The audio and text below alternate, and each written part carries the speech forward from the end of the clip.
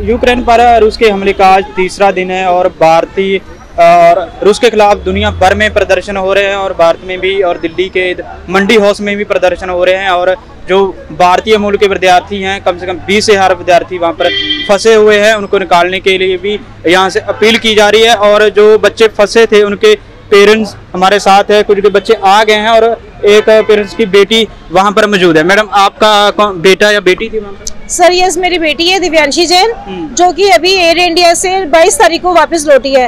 21 तारीख को वहां से रवाना हुई थी और उस संडे को इंडियन एम्बेसी ने पहला गाइडलाइन जारी करी कि जिसको अनावश्यक काम ना हो वो यहाँ से जा सकता है।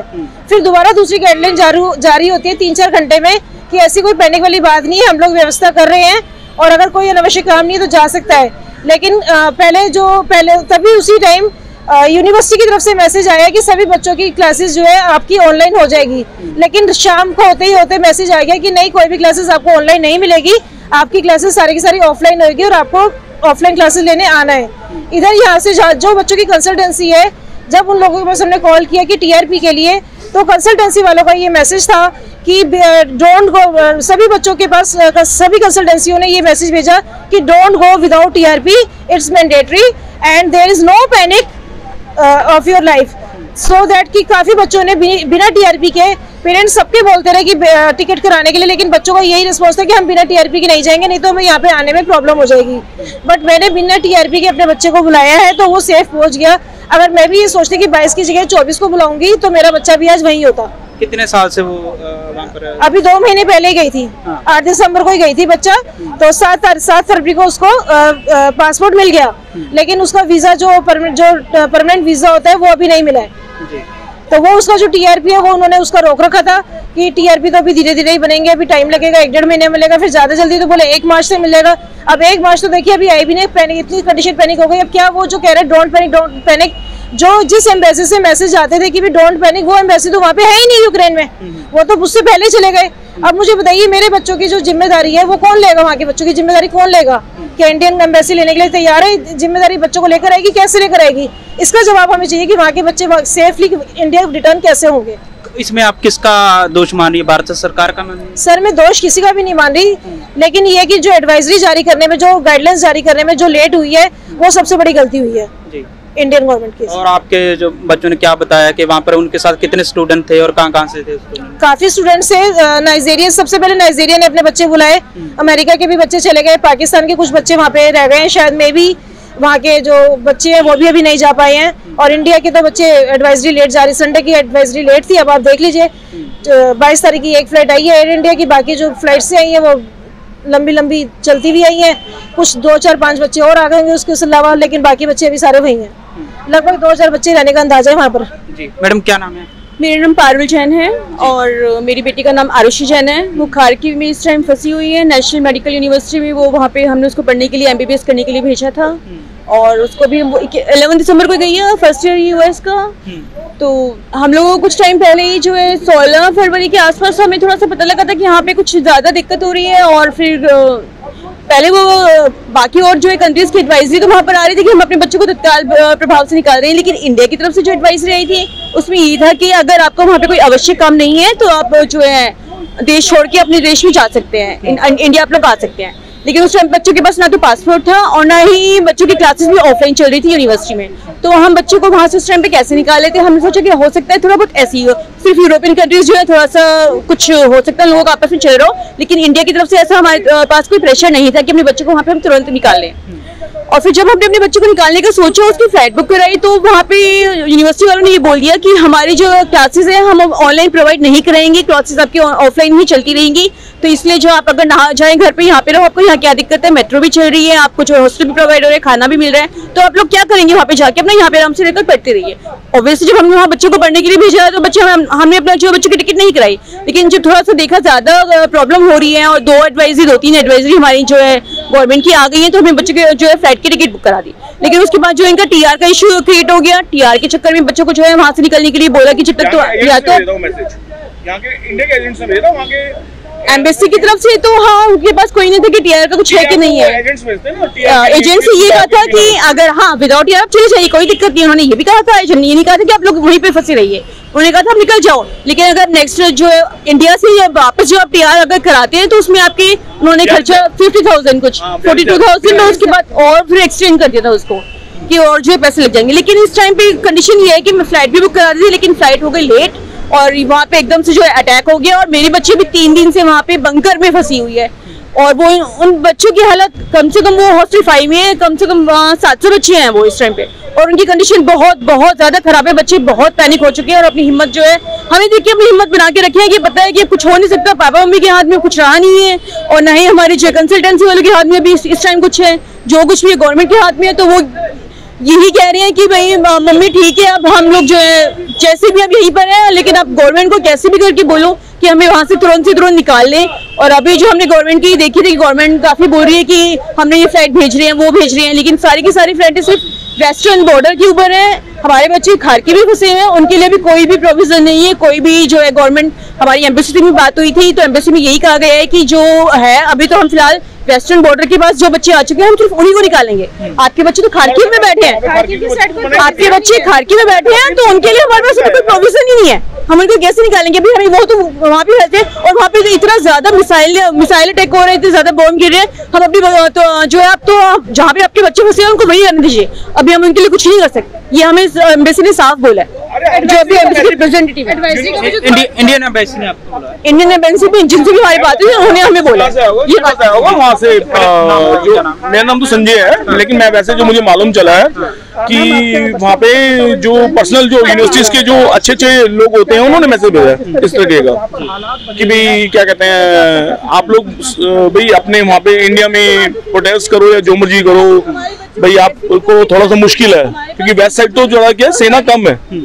खारकिव तो ऑलमोस्ट आपको पता ही है, सारा दिखा रहे हैं, न्यूज में भी दिखा रहे हैं, वो हो चुका है। और वो मेन क्या है, वो टैंकर का आने जाने का रास्ता है खारकिव रशिया का, वो दिखा रहे हैं कि टैंकर आ रहे हैं जा रहे हैं, तो वो वहां से उसको कहीं से नहीं छोड़ रहे हैं। उन्होंने पूरा ऑलमोस्ट सारा वो बिल्डिंग्स 2-4 वहाँ पे आमने बची हुई है, तो उसकी वजह से मेन दिक्कत आ रही है।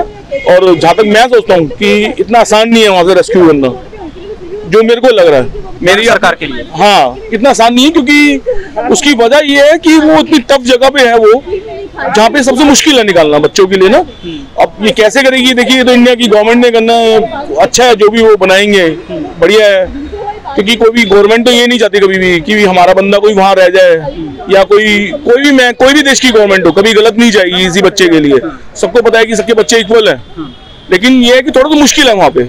मुझे लगता है कि लास्ट तक ही निकलेंगे बच्चे वहां से, क्योंकि देखिए जहाँ आसान साइड है, जहाँ पे पता है कि सेना कम है, वहां से तो उन्होंने निकाल भी रहे हैं, प्लेन्स भेजे हैं बाकायदा 2 रोमानिया, लेकिन देख रहे हैं कि खारकिव के लिए शायद पोलैंड पास है, तो पोलैंड के लिए प्लान बना रहे हैं। लेकिन अभी उनका जो वहाँ पे पर्सनल मैसेज आ रहे हैं बच्चों को, जो वहाँ की यूनिवर्सिटी के लोग जो भेज रहे हैं उनको, कि वो यही भेज रहे हैं बाबर कि आप भाई शांति रखो, आपको थोड़ा सा लेट होगा, अभी यहाँ पे थोड़ा रेस्क्यू होने में थोड़ा टाइम लगेगा उसको, क्योंकि वहाँ पे यूनिवर्सिटी को खुद का भी जाना मुश्किल हो रहा है, वो भी कुछ उनकी हेल्प नहीं कर पा रहे हैं वहाँ पे बच्चों को। लेकिन ये एक चीज अच्छी है, वहाँ पे अंडरग्राउंड एक मैस बनी हुई है, बच्चों से वहाँ पे किसी से पैसे नहीं लिए जा रहे और फ्री ऑफ कॉस्ट खाना दिया जा रहा है, चाहे वो भले एक टाइम प्रोवाइड कर पा रहे हैं, क्योंकि इंडियन स्टूडेंट्स ही वहाँ पे खाना बनाते हैं, वो नौकरी करते हैं वहीं पे वो लोग। तो जो बच्चों का सामान है, जो लोगों को खाने पीने का सामान पड़ा होता है, वो सब लोग इकट्ठा करके, ताकि मैस में, बाकी तो सब बंद है ना वहाँ, बाजार वगैरह सब बंद है। एक्चुअल तो यही है जो सच्चाई है, मुझे नहीं पता कि भी वो कोई क्या कह रहा है, लेकिन बच्चों को एक टाइम तो खाना प्रोवाइड हो रहा है, एक टाइम खाना प्रोवाइड हो रहा है बाकायदा। नीचे बच्चे बेसमेंट में जा रहे हैं, 5 मिनट के लिए उनको ओपन कर दिया जाता है, लाइट अंधेरा है क्योंकि वो देखिए वो लड़ाई की वजह से अंधेरा है, ऊपर किसी विशेष वजह से नहीं किया उन्होंने, बिल्डिंग पूरी बंद कर रखी है, बंकर में बच्चों को बिठा रखा है, सोने के लिए भी भेज रहे हैं बच्चों को। मुझे तो कोई बच्चों ने बताया कि सोने के लिए भेजते हैं थोड़ी देर के लिए, जैसे वो नहीं तो पीरियड वाइज भेज देते हैं कि आप जाओ, अब आप 4 बच्चे रूम में जाके सो जाओ, बैठे हुए नीचे, क्योंकि नीचे ठंड ज्यादा, हाँ बंकर में ठंड ज्यादा होती है ना, नीचे है गहराई में है, ठंड ज्यादा होती है, तो उसकी वजह से थोड़ी दिक्कत आ रही है बच्चों को। लेकिन जहां तक हमारे को लगता है कि फिर भी बच्चे बहुत सेफ है, जिस हिसाब से वहां पे तबाही हो रही है, बच्चे इन चीजों में फिर भी सेफ है। ठीक है, मैं मानता हूँ कि देखो परेशानी और डर तो हर इंसान को जिंदगी में होता ही है कि भाई कुछ हो जाए या ये हो जाए वो। अभी आप जो भारत सरकार और इंडियन एम्बेसी को क्या अपील करना? मैं सिर्फ यही अपील करना चाहता हूँ कि बच्चों को जितना जल्दी है, क्योंकि इस टाइम पे हमारे इंडिया के बच्चे डरे हुए हैं, उनमें डर ज्यादा है, क्योंकि हर बच्चे के मन में यही है कि मैं बचूंगा या नहीं बचूंगा, और कोई बात नहीं है, सबसे बड़ा डर है। और वो थोड़ा पानी की भी थोड़ी परेशानी हो रही है, लैट्रिन बाथरूम की भी थोड़ी परेशानी हो रही है, तो वो हर चीज़ हर बंदे को मन में डर रहती है, क्योंकि एवरी टाइम वहाँ पे लगातार मम्मी बम फूट रहे हैं, आवाज़ और सायरेंस की आवाज़, ये सब बच्चों को क्रिएट करके रख रही है डर का बहुत ज़्यादा, जिसकी वजह से। लेकिन मुझे इतना जरूर विश्वास है कि मोदी गवर्नमेंट निकालेगी, जरूर अच्छे से निकालेगी बच्चों को, कोई बच्चों को कुछ नहीं होगा, क्योंकि जहाँ तक हमारी टर्म्स एंड कंडीशन इंडिया की रशिया बहुत अच्छी है। और ये भी मेरा सुनने में आया था, अभी मुझे लेटेस्ट वहाँ से भी यूनिवर्सिटी से भी थोड़ा सा पता लगा था, हमने कोई है वहाँ पे व्हाट्सअप उनसे पता किया था कि रशिया गवर्नमेंट ने एटलीस्ट वो ये तो कह रही है कि भी जहाँ इंडियंस सेटल्ड है वहाँ पे हम कोशिश है कि वहाँ पे कुछ नहीं होगा। हाँ, रशिया अभी पूरा साथ दे रही है, ऐसा कुछ नहीं है कि हम कहें कि जी रशिया गलत कर रहा है, वो ठीक है, उनकी नस्ली लड़ाई है, क्या वजह है वो नहीं जानते। लेकिन अगर मैं अपने बच्चों को लेके जाऊँ तो रशिया ने वहाँ जहाँ पे देखो ना, एक भी बच्चे को अभी तक नुकसान नहीं हुआ वहाँ पे, पर्सनल एक भी बच्चे को नुकसान नहीं हुआ, पब्लिक को भी नुकसान नहीं हुआ, बहुत रेयर नुकसान हुआ पब्लिक को भी। मेन तो ऐसा कहा जा रहा है कि 150 से 200, देखिए वो तो अब बम गिर रहे हैं, मिसाइल्स है, लेकिन गवर्नमेंट ने एडवाइजरी जारी कर दी है वहाँ पे ऑलरेडी कि बंकर्स में चले जाओ। अब लोग अगर मान लो कोई फिर भी सड़क पे अगर घूमेगा, अब जब वॉर होती है तो फिर सब चीज़ की एडवाइजरी तो जारी होती है ना, ऐसा नहीं है कि यूक्रेन गवर्नमेंट भी रख रही है, और यूक्रेन गवर्नमेंट बकायदा बच्चों का भी ख्याल रख रही है। ऐसा नहीं है कि वो ख्याल नहीं रख रही है, उनका मकसद है कि नहीं हमने बच्चों को नुकसान पहुंचाना है, बच्चे वहाँ पे बहुत सारे हैं। हाँ, ये जरूर है कि मैक्सिमम इंडियंस ही फंसे हुए हैं, पाकिस्तानी फंसे हुए हैं। हाँ, क्योंकि थोड़ा सा हम लोगों के यहाँ पे लेट हो गया, हम थोड़ा सा लेट हो गए, जिसकी वजह से बच्चे डर के मारे थोड़ा निकल गए, थोड़ा यूनिवर्सिटी के प्रेशर की वजह से भी, जैसे वो लेडी ने आपको बताया, यूनिवर्सिटी के प्रेशर की वजह से क्लास है ऑफलाइन, अब हर बंदा सोचता ही है कि यार मेरा बच्चा पढ़ने गया है, वो पढ़ के ही वापस आ गए, ये है। लेकिन मैं अब भी फिर दोबारा कहूँगा कि मुझे जरूर पूरा विश्वास है मोदी गवर्नमेंट पे कि वो निकालेगी, उन्होंने जो भी किया, क्योंकि जिस हालत में वो रेस्क्यू कर रहे हैं वो उतना आसान नहीं है रेस्क्यू करना। तो इंडियन एयरलाइंस की जो फ्लाइट फेयर क्यों बढ़े? देखिए फेयर बढ़े हैं वो क्यों है, क्या वजह है? मेरी बेटी तो 60 अरब में आ गई थी, मेरी बेटी 60 थी, हमने भी देखा था नेक्स्ट डे। अब प्राइवेट कंपनी को इतना आसान नहीं होता, लेकिन देखिए मोदी गवर्नमेंट ने उसको टिल डेट अगर बंद करके उसको संभाला भी तो सही ना। जैसी फेयर की रिपोर्ट्स आएगी भी फेयर की रिपोर्ट्स बढ़ा दी गई है, तो ऐसा नहीं होता कि गवर्नमेंट ने उसके लिए कोई वो नहीं लिया होगा। मुझे बताओ ना कौन से ऐसे पेरेंट्स हैं कि उन्होंने टिकट नहीं बुक कराई तो उनको उस टाइम पे महंगी पड़ रही थी, 22 तारीख तक कोई टिकट महंगी नहीं थी। वो बाद में देखो प्राइवेट कंपनी है, वो अपने हिसाब से चला लेती हैं, लेकिन एकदम शांत हो गया, सब कुछ युद्ध ही हो गया। लेकिन मुझे नहीं लगता कि मोदी गवर्नमेंट ये करने देती, मोदी गवर्नमेंट कुछ नहीं करने देगी ऐसा। और बच्चे बहुत अच्छे से सेफ है, सेफ पूरे पूरे, देखो खाना भी मिल रहा है, सब कुछ मिल रहा है। देखिए जो उनके पास होगा वही तो देंगे ना बच्चों को। और बाकायदा जो सामान है, जैसे मेरी बेटी का सामान भी वहाँ रह गया था, खाने पीने का सामान रह गया था, तो बच्चों को बोल दिया कि ठीक है जिसके जो उसमें सामान है निकाल के बना लो। बाकायदा बच्चे ऊपर भी जा रहे हैं, फ्लोर्स में भी जा रहे हैं खाना बनाने के लिए। उनको बोला जाता है कि भाई जाओ, आपने वो देखिए टाइम पीरियड वो कम इसलिए देते हैं कि भी कल को कोई नुकसान ना हो जाए, अचानक कोई बम गिर जाए, बच्चों को नुकसान ना पहुंच जाए। तो ऐसा कुछ नहीं है, वार्डन से पूरा ख्याल रख रहे हैं। और बंकर्स में दिक्कत तो सबको पता है कि बंकर्स में दिक्कत तो आएगी, क्योंकि किसी को उम्मीद नहीं होती ना कि बंकर्स में अचानक जाना पड़ेगा। भाई वहाँ पे थोड़ी गंदगी है, थोड़ी सी वो है, पाइपलाइंस आ रही हैं, ठंड ज़्यादा है। लेकिन मैंने बच्चों से जो पूछा तो वो कहते हैं कि ऐसा कुछ नहीं है, अब उन्होंने हीटर का भी इंतजाम कर दिया नीचे बंकर्स में वहाँ पे यूक्रेन की गवर्नमेंट। ठीक है, ओके, थैंक यू। ये यूक्रेन में फंसे हुए बच्चों के जो वहाँ पर स्टडी कर रहे हैं उनके माता पिता थे, उन्होंने साफ कहा है कि कुछ बच्चे आ गए हैं। जब युद्ध की घोषणा हुई तब इंडिया की तरफ से फ़्लाइटें भेजी गई, पर अभी युद्ध छिड़ने की वजह से फ़्लाइटें कैंसिल है। और उन्होंने ये अपील भी की है इंडियन एम्बेसी से और भारत सरकार से कि जो बच्चे फंसे हुए हैं उनको जल्द से जल्द निकाला जाए। मेरविंदर सिंह, MNTV, दिल्ली।